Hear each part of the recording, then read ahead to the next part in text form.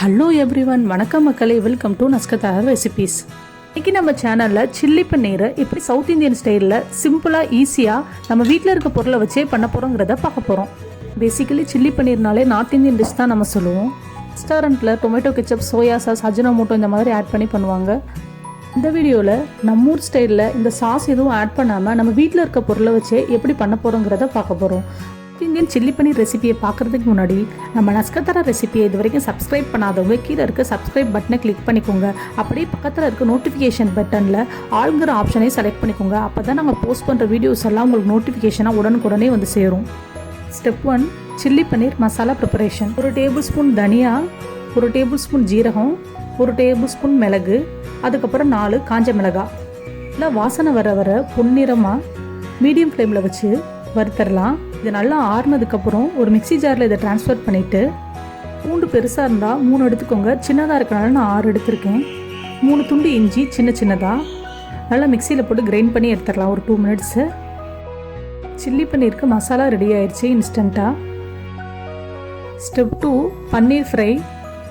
ஒரு பவுலில் 1 tablespoon cornflour, 2 tablespoon maida, next ஒரு 1/2 டீஸ்பூன் மிளகாத்தூள் ஆட் பண்ணிக்கோங்க.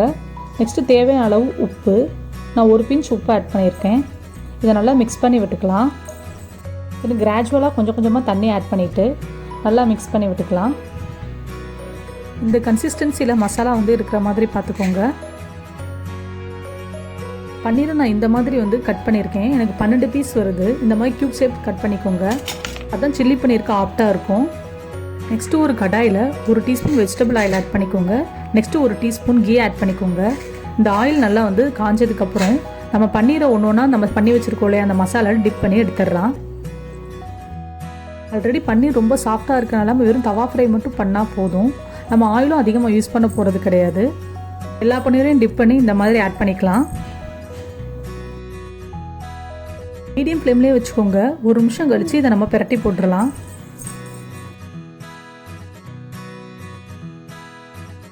கரெக்டாக 3 மினிட்ஸ்க்கு மேலே இதை ஃப்ரை பண்ண தேவையில்லை. நமக்கு பன்னீர் தவா ஃப்ரை சூப்பராக ரெடி ஆயிடுச்சு.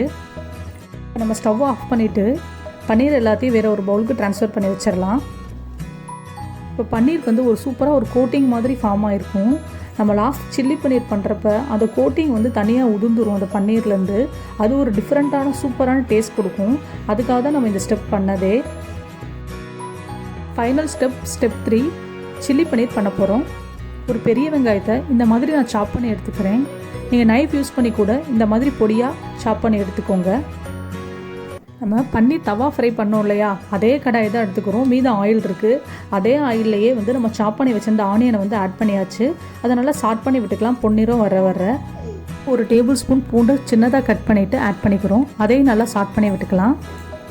நம்ம மசாலா ரெடி பண்ணி வச்சுருந்தோம் இல்லையா, அதில் இந்த மாதிரி 4 ஸ்பூன் ஆட் பண்ணிக்கோங்க. மொத்தமாக எனக்கு மசாலா 5 ஸ்பூன் கிடச்சிது. அதில் 4 ஸ்பூன் மட்டும் இப்போ ஆட் பண்ணியிருக்கேன். மீதம் 1 ஸ்பூன் எதுக்கு நம்ம லாஸ்ட்டு பார்க்கலாம். நெக்ஸ்ட்டு மிக்ஸி ஜாரில் கொஞ்சோண்டு தண்ணி ஆட் பண்ணிவிட்டு அதை மிக்ஸ் பண்ணி விட்டுறலாம். அந்த பச்சை வாசனை போகிற வரை நல்லா அந்த மசாலாவை வதக்கி விட்டுக்கலாம். இதை 1/2 டீஸ்பூன் உப்பு ஆட் பண்ணிக்கிறோம்.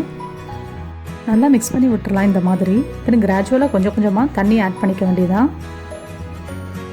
கம்ப்ளீட்டாக நமக்கு அந்த மசாலா வாசனை, பச்சை வாசனை எல்லாம் போயிடுச்சு.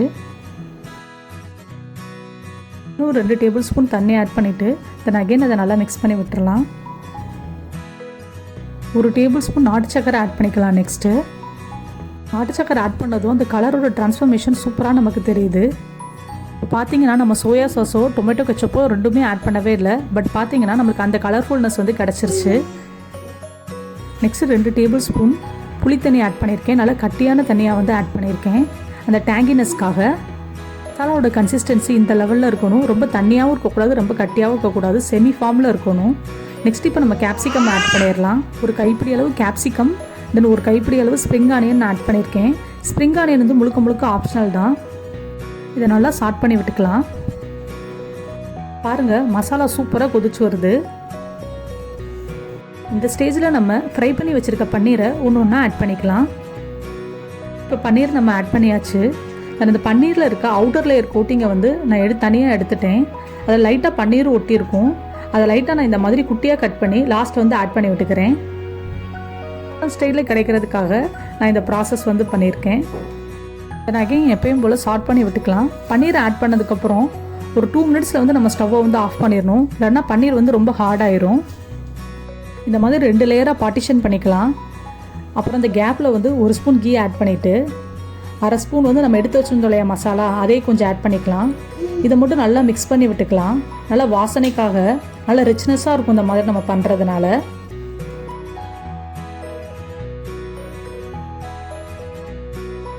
நல்லா மிக்ஸ் பண்ணி விட்டுட்டு கார்னிஷிங்காக கொஞ்சோண்டு கேப்சிகமும் கொஞ்சோண்டு ஸ்ப்ரிங் ஆனியனும் ஆட் பண்ணியாச்சு. தென் கொஞ்சோண்டு எடுத்து வச்சுருந்தோம் இல்லையா அந்த மசாலா, அதையும் நல்லா தூவி விட்டாச்சு. இப்போ ஸ்டவ் ஆஃப் பண்ணிட வேண்டியதான். சூப்பராக சவுத் இந்தியன் ஸ்டைலில் நமக்கு சில்லி பன்னீர் ரெடி ஆயிடுச்சு.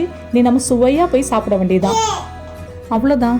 ரொம்ப குயிக்காக நம்ம சில்லி பன்னீரை 10 to 15 நிமிஷத்துலேயே வீட்டிலேயே மசாலா பண்ணி ரெடி பண்ணியாச்சு.